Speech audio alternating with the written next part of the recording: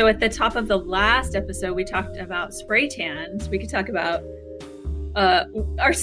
what is this, like, segment on beauty and wellness and anti-aging. The I'm estheticians. What am I doing? Oh, next weekend I can do my microneedling again because it's been 6 weeks. So Why are you doing that to yourself? You're totally torturing yourself. It is, but this time I'm going to use numbing cream.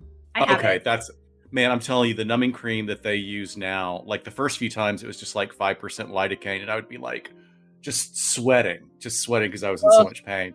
And now they got some shit that just numbs you out completely. It's great. Yeah, I'm going to numb myself. I've done it twice at home. The reason I do it to myself and torture myself is, one, I can control it.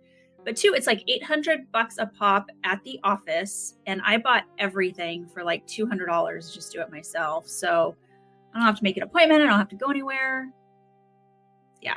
So microneedling, if you guys want the links to everything on Amazon that you want to buy, hit me up. Let me know. Send you the links. For liability reasons, we are not advocating any home estheticians without proper care.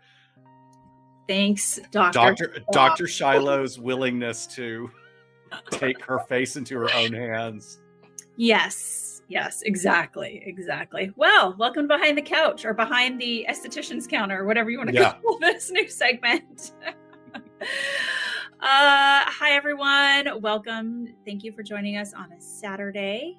Scott and I are going to do some follow-up to our 2 episodes on Munchausen by proxy, factitious disorder, by proxy, whatever the heck you guys want to call it, now that you've listened to us drone on for 2 hours about it. But it was fun. We had a blast researching it and organizing it and how we wanted to get the information to you guys after so long of people asking to hear about this topic. So I hope everyone enjoyed. What's up with you, Scott? What's new? What's coming up? What is coming up? Not a lot. I mean, the world just seems to be coming back. I mean, it's really kind of cool. And like Shannon and I were kind of talking back and forth. There's like, I know I'm feeling some re-entry anxiety. Mm-hmm. So I'm sure other people are too, but like, it's a weird feeling, like, is it okay to go out? Is it okay to do all this? And, we've all got some adjustment to deal with. Yeah, definitely. I am just now starting to sort of get Disneyland fever. Like, for a long time it was like, I don't want to go there. What the heck? Like, why? Too soon. And now I'm like, I wonder what it's like. But I haven't even looked up like ticket prices or anything. Well, I mean, I'm sure it's going to be an arm and a leg, but I'll tell you what, the thing that I actually really do want to take part. I mean, they've revamped a bunch of the rides. Right. They'd spent all this time redoing stuff, and when Disney redoes stuff, they do a really great job. So yeah, that's true. So you recently were on Toby Ball's Deep Dive podcast. Do you want to talk about that a little bit? Yeah, I had been on that before. How does my sound okay? Because it doesn't feel like my microphone is on. Can everybody hear me okay? Yeah, I hear you fine. Okay, great. So Toby Ball has a great sort of online book club where, he invites people to come on and, from various areas of true crime podcasts or legal areas. I'll talk about books that we like. The first one I was able to do with them about a year ago, I guess, is Bad Blood with Holmes.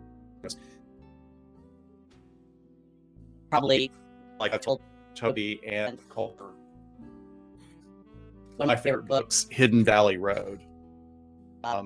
It's not an easy read because it is an unbelievable.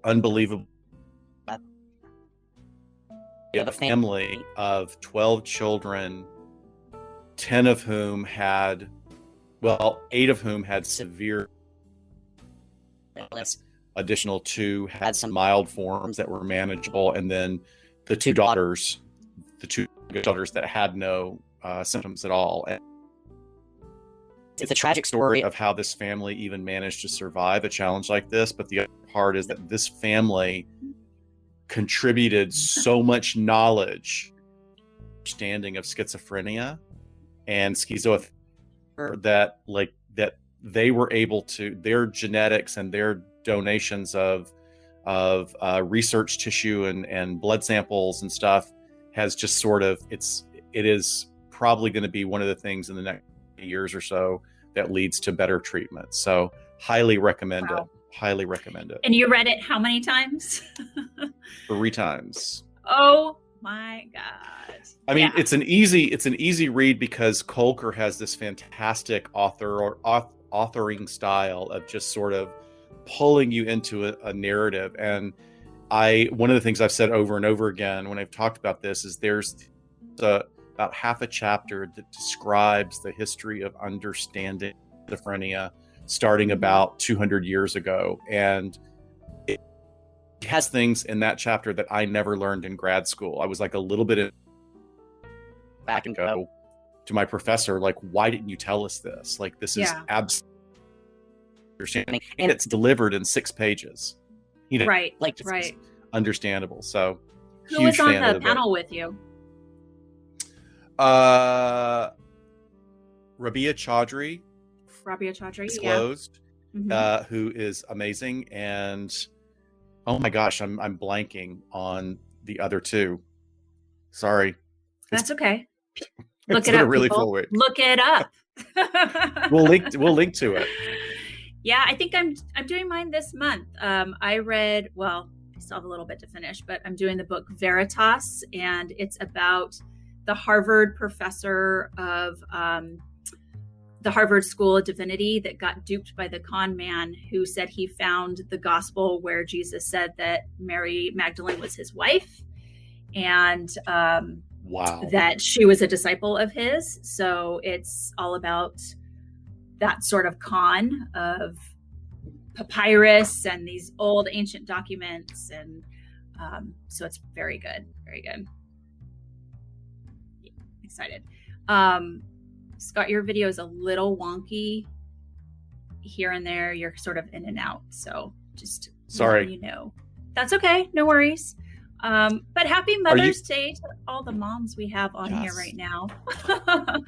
Happy Mother's Day tomorrow. Put in the chat what you guys are doing, if anything.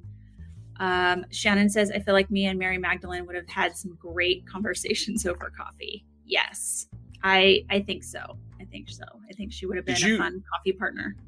Did you grow up with any sort of traditions around here on the West Coast?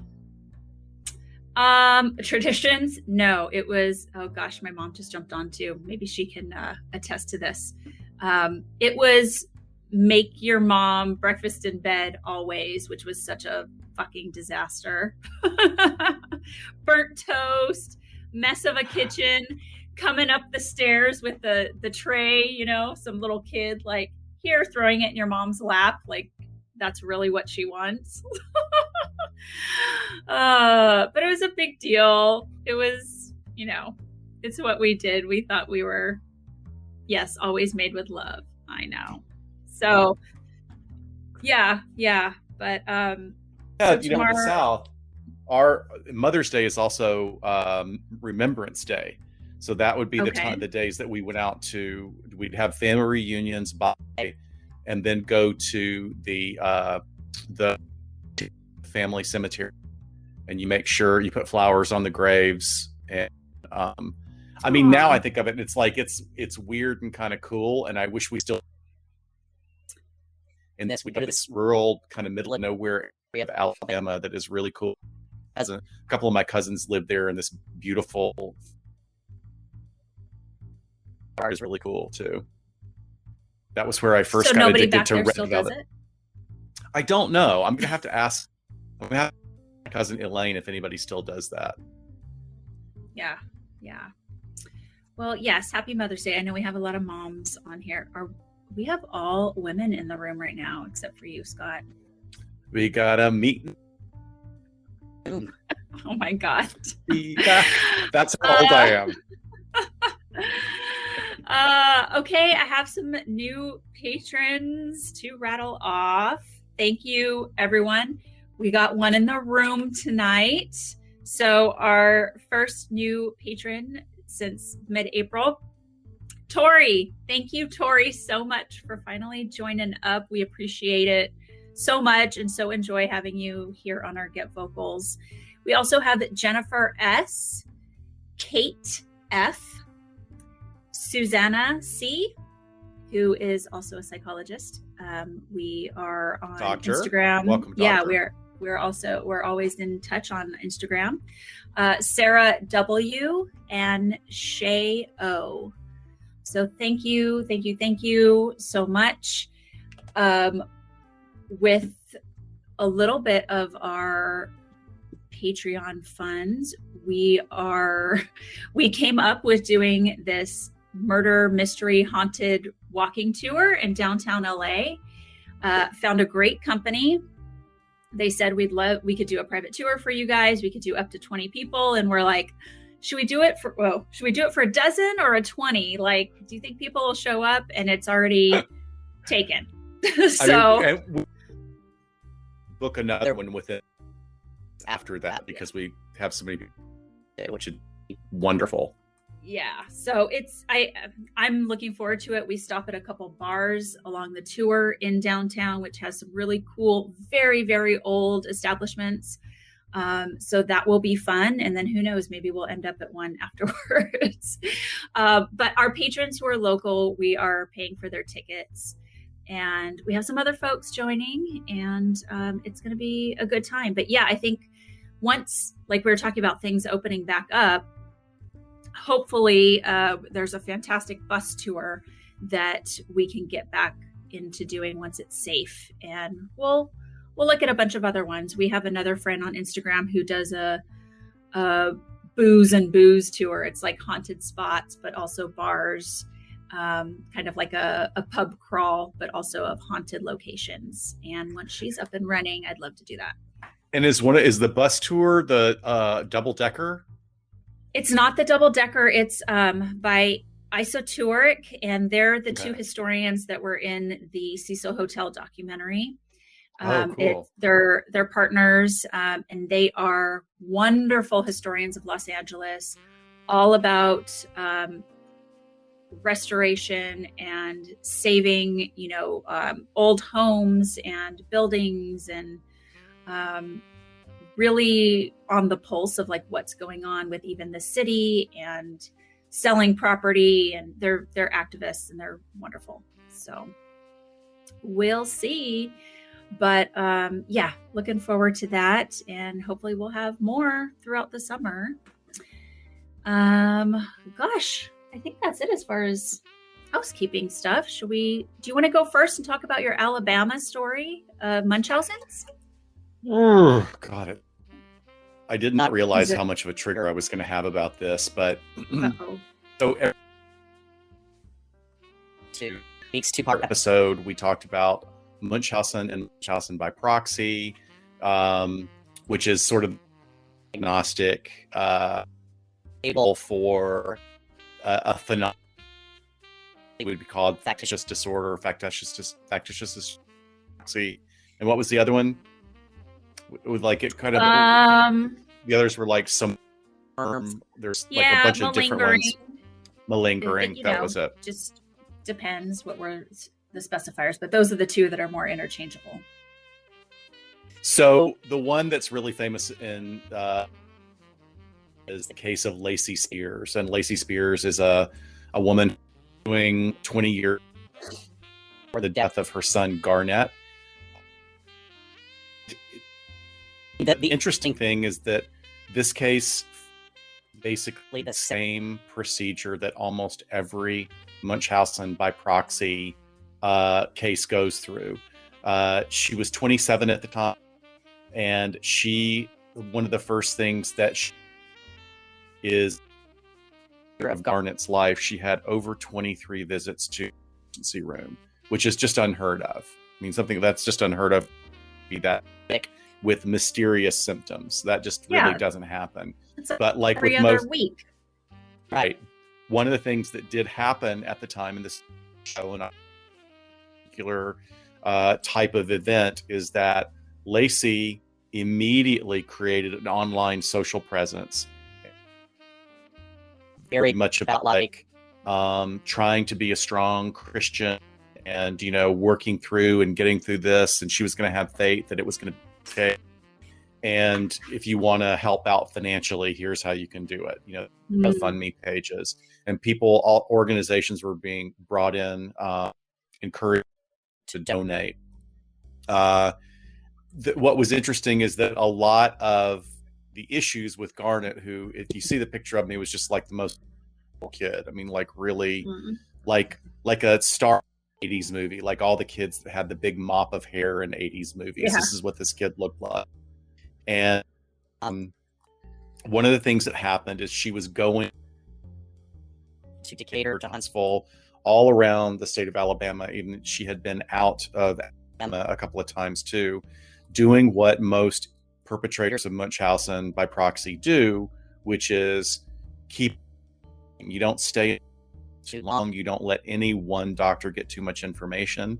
And in fact, she got turned away from Children's Hospital in Decatur, Alabama, and repeatedly demanded that a feeding tube be in her child, because there we go. He wasn't able to. As Shiloh and I talked about in our episode, feeding tube is one of the most common of Munchausen, and I have not necessarily read the directive on that or what other mental health professionals have said about it. My take on it is that is the ultimate, like that is the way you ultimately control your child of what goes. So you can control what other substances you're going to be placing along with the food, which, and unfortunately in Garnett's case, when Garnett eventually did pass away, and they did, I think they actually had to go back and exhume the body. No, I'm sorry, case up mixed up with another one. When they went back and did a full autopsy, they found the equivalent of 67 salt packets with the level of sodium in this body. So what they did in pursuing legal actions against her is that they charged her with murder, and she, you know, it was a murder weapon. So she was convicted of second-degree murder. Garnet was one of the things that had was when Garnet finally died, the thing that really gave away and closed the case very quickly was that she had called a friend to hide the feeding bag and the feeding tube, knowing that there would be residue of extremely high levels of sodium. So I'm not sure if that person, you know, reported what had been done, but clearly, you know, this is somebody that wasn't unaware of what she was doing. Like we talk about that, and sort of like some of the wonder, like, is this person so driven by this psychological that she's not really aware of what she's doing, or is she motivated for all the attention that she's going to get from being the martyr, the victim, the hero? In this case, clearly they adjudicated this. She knew what she was doing because she was trying to hide evidence of the crime. Yeah, sure. Of course. I mean, this isn't like, okay, you know, I have this mental illness and I'm aware of what my motivations were, and you got me and I accidentally killed my child because this was what I was doing. It was hiding of the evidence, asking a friend to cover for her, and not taking any responsibility for her actions. That's awful. You know, you and I, we talked about and if there was clearly, I mean, most nurses, I think, are probably going to be the ones that really pick up on this.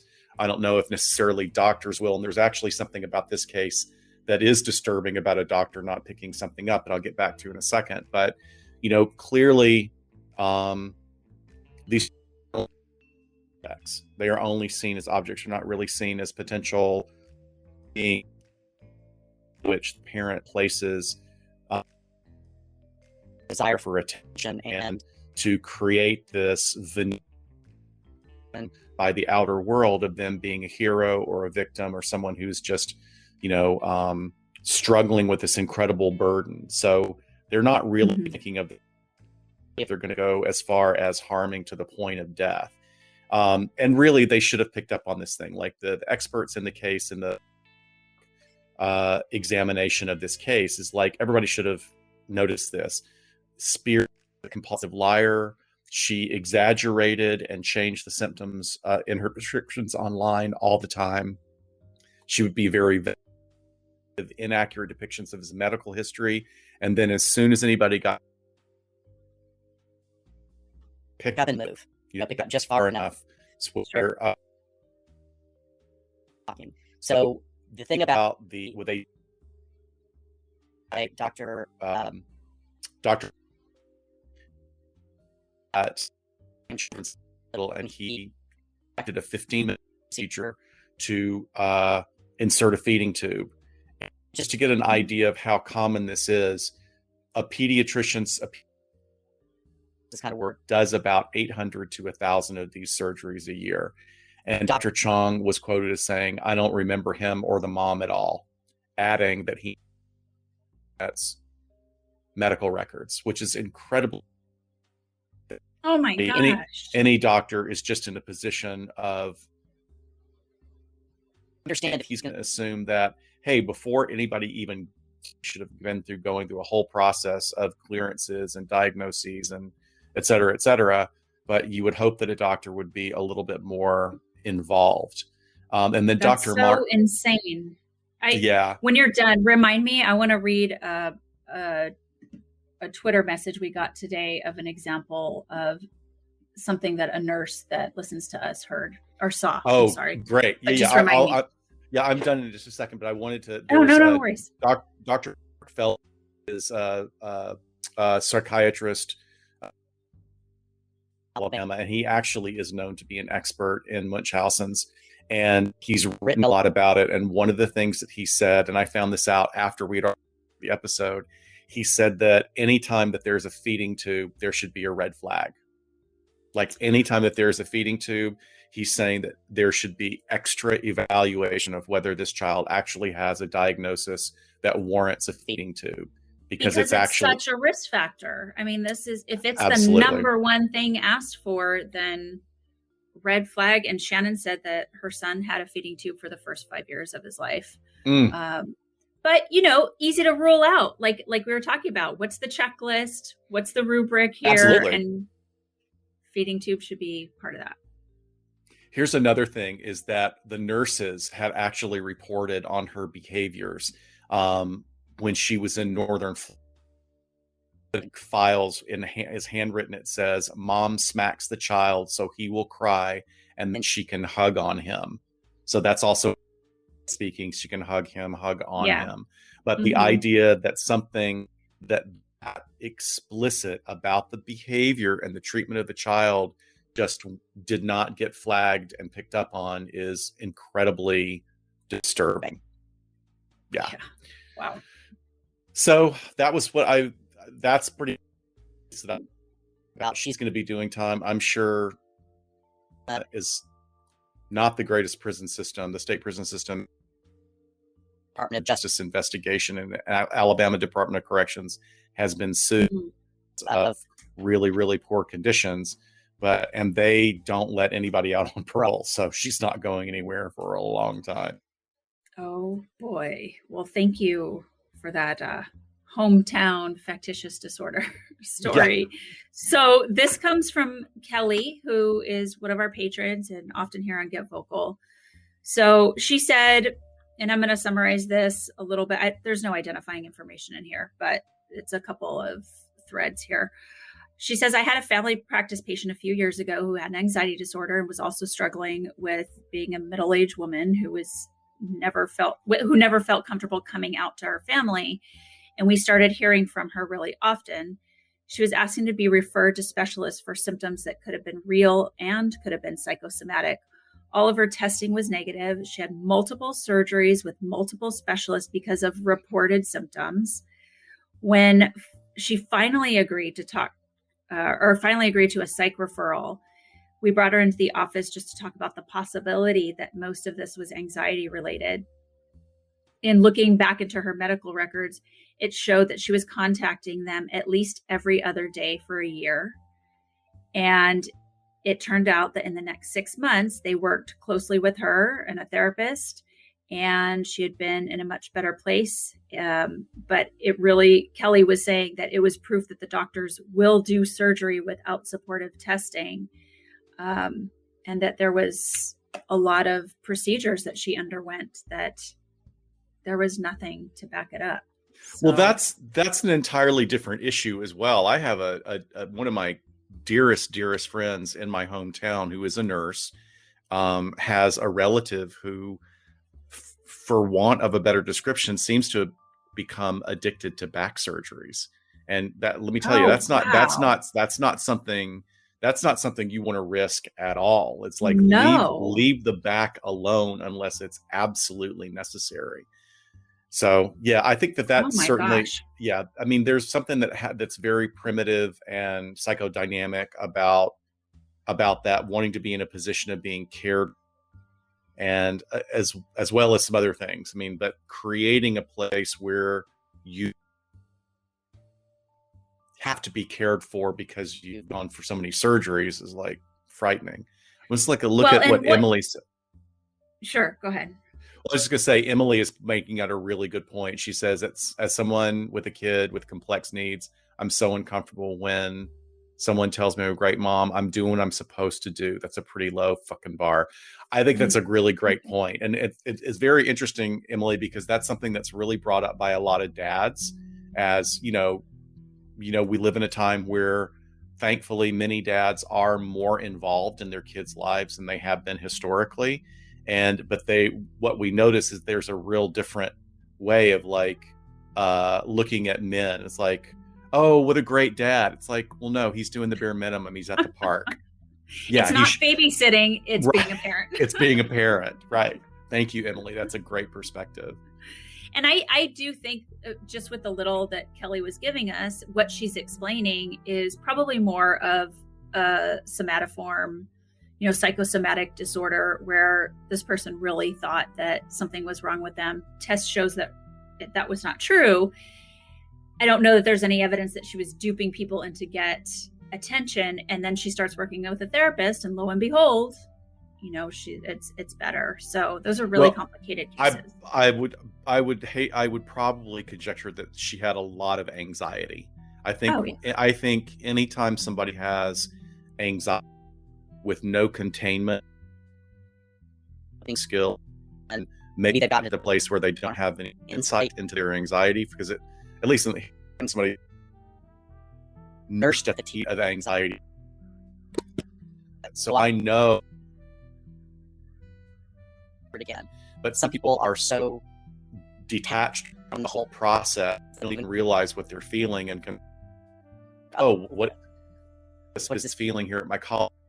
Well, if you keep pressing on something long enough, then it actually is going to get irritated, and then you're going to convince yourself you have cancer. Yeah, exactly. Funny enough, we know how we talked about Baron von Munchausen at the beginning of our episode. So we have a listener who grew up in the USSR, and she says she knows all about him. They were told this tale. Most kids in like the 70s and 80s, they had books about him, movies, a whole cartoon series, and it's all on YouTube. So she sent it. I have links to it. I'll try to throw it in the comments here, but she's like, his wild tales. I watched one of the links that she sent, and there's a version from a silent movie about Baron Munchausen where he's on his flying ship, and these gorgeous half-naked witches are flying by on brooms. That's amazing. It's really cool. I loved it. Well, all right. So I am going to do a little crossover here with our Munchausen factitious disorder and our killer nurses episode. So Dun, dun, dun, dun. I briefly talked about this killer nurse in our episode because we covered so many. I think we each picked a couple to go in depth. There's so many out there that we had a lot to pick from. And she's one I feel like we just kind of boom, boom, boom, like went over some bullet points. However, when we look into her history, it does seem like she meets criteria for factitious disorder, meaning on herself as well. So this is Beverly Allett out of the UK. And she exhibited some very troublesome tendencies early on while growing up. She was one of 4 children, and she would put bandages on herself and wear casts over quote unquote wounds that she would use to draw attention to herself.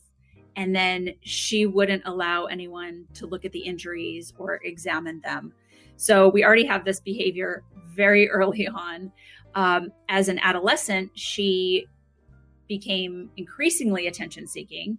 She would show aggression towards others as well. She spent a considerable amount of time in hospital seeking medical attention for a whole string of different types of ailments. And this ended up resulting in the removal of a perfectly healthy appendix. It was then very slow to heal because she insisted on, this is gross, but like picking at the scar, interfering with the healing of the scar. So just like, okay, here I have a wound that I can literally keep picking at to keep getting attention. And she did have some self-harming behaviors as she got a little bit older, and then did resort to doctor hopping as the medical practitioners were starting to sort of catch on to her attention-seeking behaviors. Some other bizarre behavior of hers, and you guys might remember this from her episode because this was something I like highlighted and bolded, was that she would catheter herself. Oh, yeah. Not easy for a woman either. Not that it's great for a man, but oh man. She was the one that would pump water into her breasts. Do you remember this, Scott? Like this invasive stuff? Yeah. Yeah. There was like odd behavior in the workplace and at family gatherings where feces was found on grill pans at like a family barbecue. And then at work, they would find menstrual blood on the doorknobs. So that's also more than Munch. Like, oh yes, yeah, definitely. What's going on for you? Well, related, but there was a big thing. You know, many large urban areas are now putting city bikes around. Like downtown LA has city bikes, and you can rent a bike for a couple of bucks and, you know, pedal your way down to wherever you're getting. But the first city that was really did it in a massive way was New York about 8 or 9 years ago, maybe a little bit longer. And there was somebody going around and wiping all of the seats and the handles and like wiping it so that you wouldn't notice it until you sat down. And I don't know if they arrested him or not, but he was caught on CCTV, and he was walking around with a bag of apparently his own poop, and was doing it. And exactly what a diagnosis for that would be. How did we not cover that in our serial pooper episode? I know. We had so much to cover. We had so many of those too. Like, that seems that is that's a power move. Certainly, you know, that's a way. But I wonder. I mean, it's certainly in this guy who's wiping down the bike seats. That could be a paraphilia, but in this case, what is she doing? What is this person doing, leaving her menstrual blood on the doorknobs? Marking her territory. Yeah. Maybe. Dr. Jill. Dr. Jill is in the house. Dr. Jill. Yeah. Jump in on this. Do you have any insight or somebody would do that? Especially with it when it's bought sub like fecal matter or blood. I remember in prison, like, one of the only truly like pretty hospital within the prison, and guys would keep themselves infected, like they're with a PICC line, and he would scratch at the scabs, or he would save a little bit of fecal material and he would insert it into his own IV bag to keep it infected so that he could stay. Yeah. Well, so what we know of her so far is she's getting attention. There's this attention seeking by playing the sick role, which is typical of Munchausen syndrome. When people kind of got tired of her stuff, seems like when she started acting out and beginning to harm others. So I'm thinking that maybe this bodily fluids on things was sort of the in-between. Like, she's not quite getting the reaction of hurting herself anymore. So what if I do this and then it's going to actually acting out on other people? So is it, I don't know, some taking as well? Yeah, probably. Dr. Jill says it's so primitive. Even my shit is special. Yes. See, that's why I asked Dr. Jill to be on the show. She nails it every.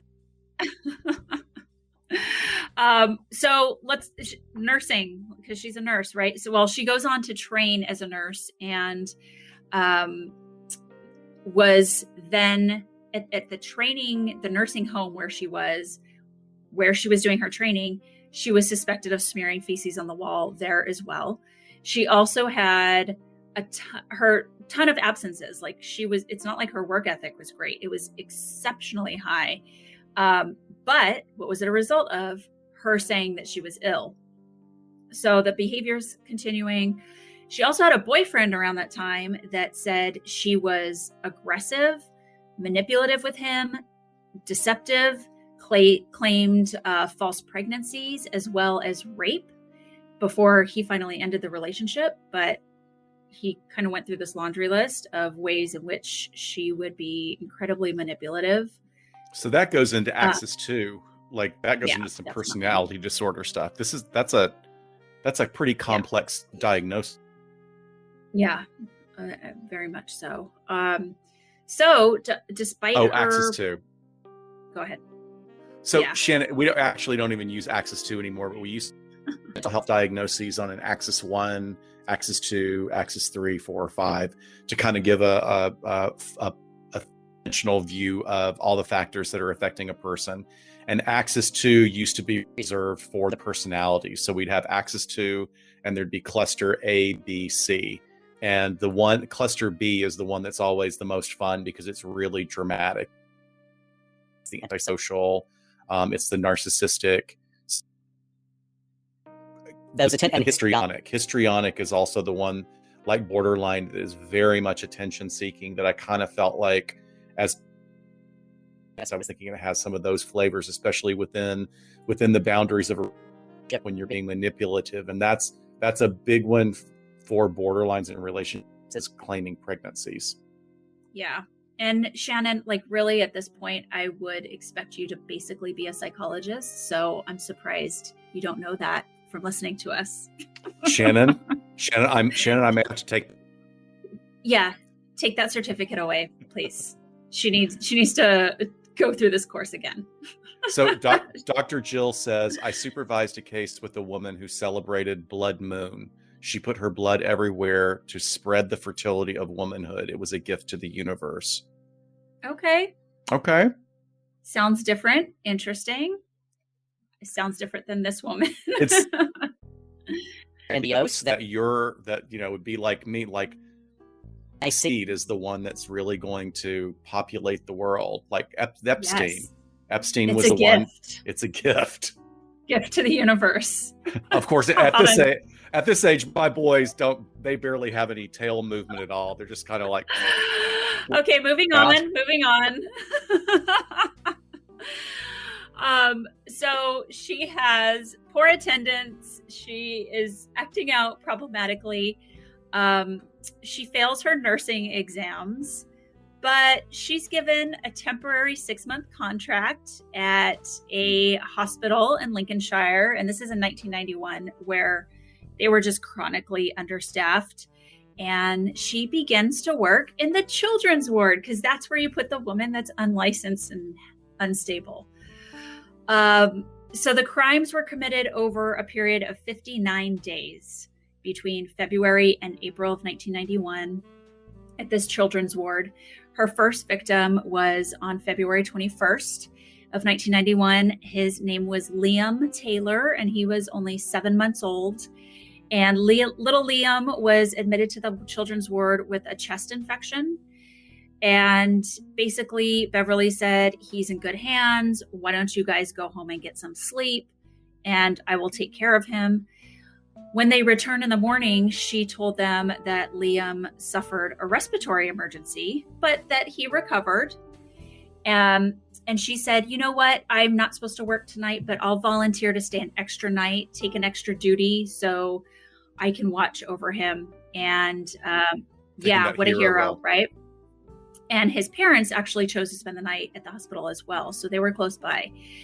But when she gets left alone with him, his condition worsens.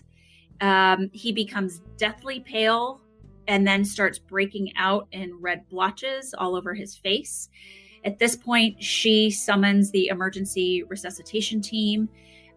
Little Liam suffers cardiac arrest, and despite the best efforts of the team, he suffers severe brain damage and was on life support. So, on medical advice, his parents had to make the decision to remove their baby from life support. And they recorded his death officially as heart failure. Beverly's never questioned about her role in Liam's death. And then 2 weeks later, her next victim is Timothy Hardwick, an 11-year-old with cerebral palsy, who was admitted to this hospital after suffering an epileptic fit. This is March 5th, 1991. She takes over his care. Again, following a period of time where she's alone with the boy, she summons the resuscitation team, who finds him blue and without a pulse. And again, they are unable to revive him. He's just too far gone. And an autopsy later fails to provide an obvious cause of death, but just basically attributes it to epilepsy. So those are 2 deaths right off the bat, 2 weeks apart.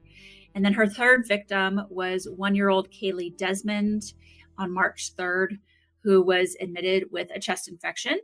She seemed to be recovering from it quite well. However, she ends up being in the hospital and staying in the hospital. And 5 days later, with Beverly watching over her, Kaylee goes into cardiac arrest. The same exact bed where Liam dies.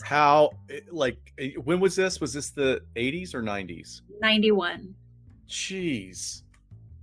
Yeah. So, again, the resuscitation team comes in. If I'm part of this resuscitation team, I'm probably wondering why I'm working so hard lately with these kiddos. Fortunately, Kaylee gets transferred to another hospital in Nottingham, where the physicians there discover kind of a weird puncture wound, like a hole under her armpit when they're doing an examination. And then they also discover an air bubble near the puncture mark, which they thought, we're just attributing this to an accidental injection, whatever the hell that is. And no investigation was initiated after this, but Kaylee survives. So the next victim is on March 20th. This is 5-month-old Paul Crampton.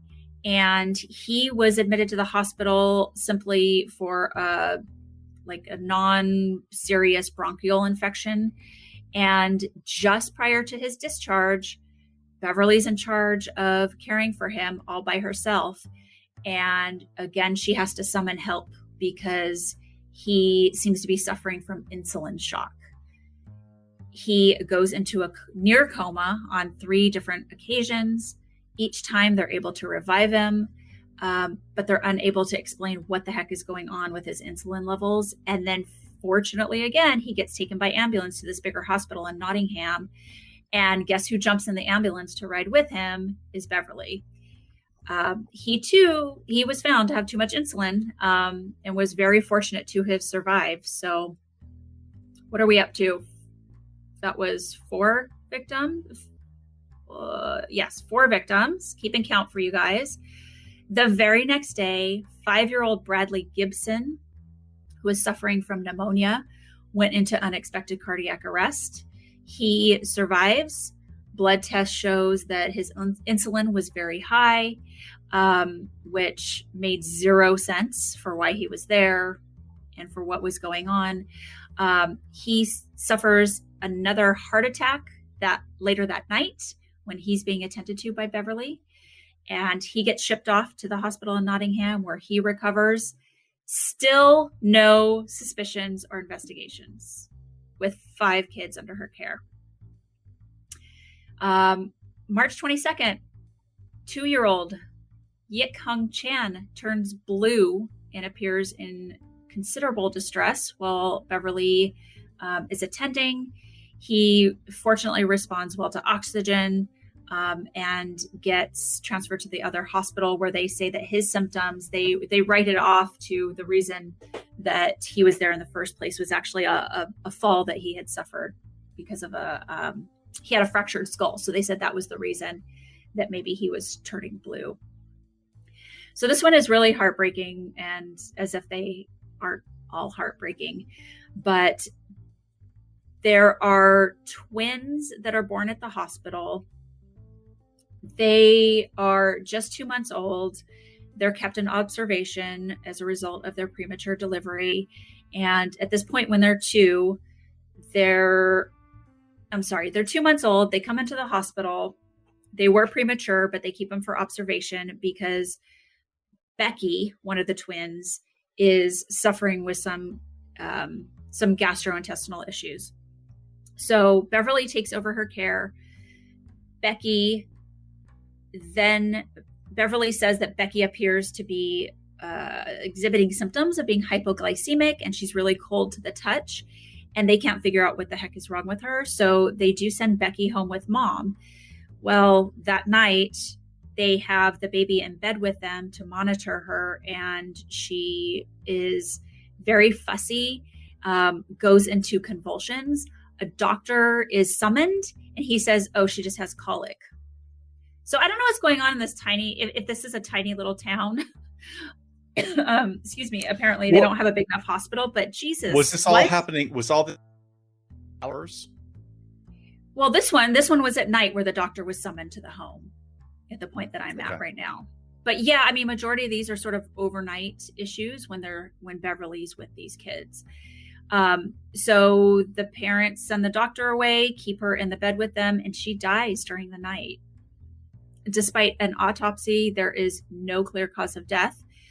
And what they do is they say, oh my gosh, we have her sister, Katie, the twin. Let's admit her to the hospital just as a precaution. And she is now having problems while she's under the care of Beverly. She can't breathe. Beverly revives her. For 2 days, she suffers similar attacks, which results in a collapse of one of her lungs. She then gets transferred to the other hospital where they find out that 5 of her ribs are broken, in addition to having suffered serious brain damage because of deprivation of oxygen. In a total twist of all of this, and I remember this from our episode 2, the mother is so grateful that she actually saved Katie's life that she makes Beverly Katie's godmother. And Beverly happily agrees to do that. Ugh, it's awful. 4 more victims follow. What? At some point. Yeah. I know. So she's Munchausen. Yeah. Angel of death. Yes. She's Munchausen syndrome, Munchausen by proxy, angel of death. So overall, I won't go on and on and on, but there's 25 separate suspicious incidents, which I guess 25 is a magic number to get people to pay attention. 13 victims end up identified, 4 of whom died. The only common factor was that Beverly was attending to each and every one of them for every episode. So finally, by July, the police feel like they have sufficient evidence to charge her. So they do formally charge her. When she was under investigation, she goes to live with a friend, and the teenage boy and the dog who live at that house started getting sick. They're okay. They did not die, but talk about a scary, scary person that just seems like she absolutely cannot control herself at all. Even when you're under investigation for this. Impulsivity is very different from sort of other individuals with this syndrome or this diagnosis who are very strategic about how they're doing it. This is at the point where it's almost like she wants to get caught, like she's pushing the boundary. Yeah. So they do have a psychologist, or they didn't say psychologist, I'll say mental health professional, talk to her, examine her, interview her. And he testified and basically explained Munchausen syndrome, Munchausen by proxy, to the jury. Thought that she demonstrated both. Talked about her post-arrest behavior, what that was like, her past high incidence of illnesses. There was also so many illnesses that she suffered once they finally took her into custody that it kept delaying the trial. So I forget how many, like she had lost 70 pounds or something awaiting trial and had all these delays because of her illnesses. So eventually, though, she's convicted. 2 years later, in 1993, she's given 13 life sentences for murder and attempted murder. Wow. And yeah, it was the harshest sentence ever delivered to a female back then. So I'm glad they got her on all the attempted charges, because clearly there was a pattern. So I'm glad they were able to establish that, to bring those families some justice as well. But she totally said, nope, I deny all of this. I was simply caring for these kids. She never copped to any of it and chalked it up to, just medical issues that were happening with them. Terrible, terrible story. Really triggering. I mean, and certainly, thankfully, this is relative, but it's very easy to get worked up. Perpetrators of sexual violence against children, to get like completely triggered, are just as invasive. I mean, and lead to death.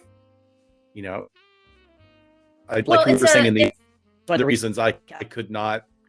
I don't know if I'd be able to distance myself from, from the perpetrator, because I would be so overwhelmed by the danger to the kid. Yeah, it's not only how horrifying the behavior of the perpetrator is, but the breakdown in the system is what's really scary. And I hope there was a huge examination into that, whether, I don't know, but, apparently this was a smaller facility. They're understaffed, but come on, like 25 incidents. You think about it, I mean, that's 91. That's a long time ago. That's actually quite a long time ago, before digital records. So it's like she's moving from hospital to hospital. Is anybody really checking her resume? Is anybody reporting it? Now we have, and this is something that Obama put into place, is like the electronic medical records, required of all practices to just to get on it. You got to get on it. The next thing now is that here in the States, individual states have a lot of rights and there's a lot of confidentiality issues, but things like this should go in a nationwide database. It's just like that way, these perpetrators, like the act, these perpetrators would not be able to get away with going from system to system across state lines, or even within a state. There's just no reason not to. That's one of the, other countries, be interesting how they would do that with confidentiality. Maybe it's de-identified until it raises like a certain alarm or something like that, or people sign away in their consents that I understand that if I meet this criteria.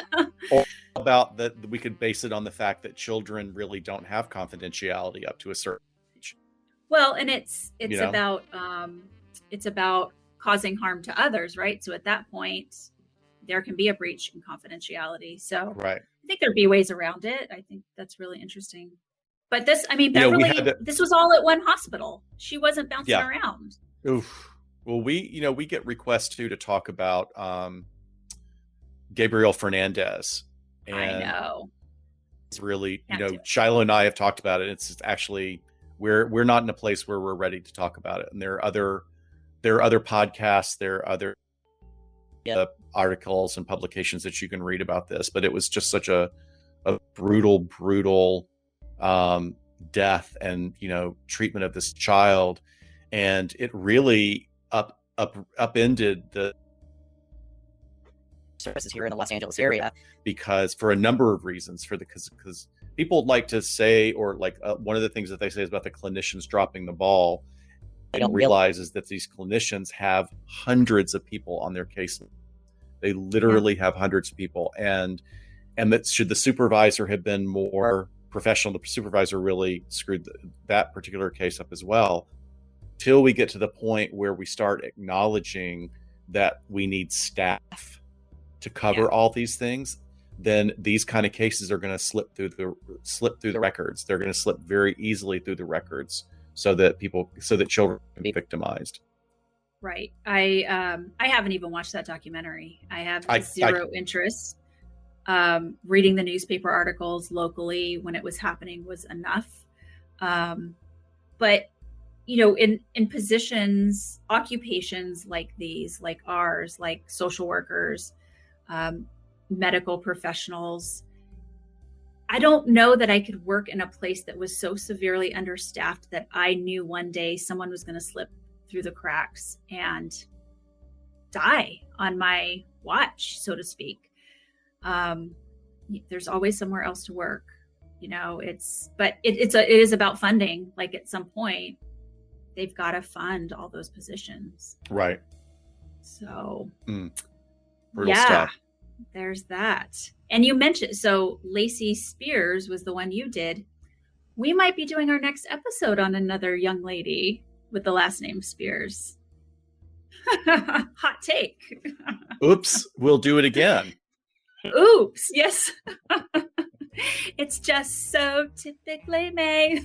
But that is, that's we want to cover, which a lot of people just understanding that whole process of it is a sometimes necessary, but always needs to be a thoughtful process of removing someone's rights in order to keep them safe. And so that particular case, as well as some other celebrities we'll be talking about in our next episode. Yeah, that is your wheelhouse for sure. So I'm very excited. I think I'm going to learn a lot in doing research on this one. So I don't know if we will be able to do a Get Vocal in 2 weeks, because I'm getting headshots done in the evening, afternoon. I'm just redoing my professional ones, and I didn't realize it when I made the appointment months ago, but maybe we could scoot it to Thursday, or we could do it a little earlier or something like that. But stay tuned. If we don't do it, then we'll punish ourselves. We'll have to dress as Britney Spears next time we do. You can make that can. I'm not. No more wigs. No more lava wigs. No more wigs and the Catholic schoolgirl outfits. All right. Okay, well, let's call it a night. Scott, miss you. I've got to see you a couple of times this week. One thing that I would like to leave people with, and for people who are here, and thank you for our regular listeners, and for anybody else in the future that is watching this on YouTube or any other media platform where it is, if you suspect that a child is being abused, you are protected in the U.S. from any kind of legal action if you feel and that there is substantial concern. In every state, there's an emergency number. There's a 211 or a 311 that will take you directly to an operator that will take you to the right service. If you're concerned that a child is being abused, emotionally trafficked, any of these things, including this weird ass diagnosis of by proxy, please call, please tell your friends, please direct people that might need to know about this to this podcast or even to a website. There's plenty of websites in the different metropolitan areas, but let's keep our kids safe. Absolutely. You can do it anonymously. Get as much information as possible when you call, because if you call and there's not a lot of info, they might not be able to follow up on it. So, that's always helpful. And if you are calling without giving your identity, they can't really call you back for more information. So just consider that. But yeah, great information. But it's also, even if you use your back to you. So anyway, but we'll talk more about that in other contexts in an upcoming episode as well. Okay. All right. Good night, everyone. Thanks for being here. Take care. Bye, everybody. See you next time.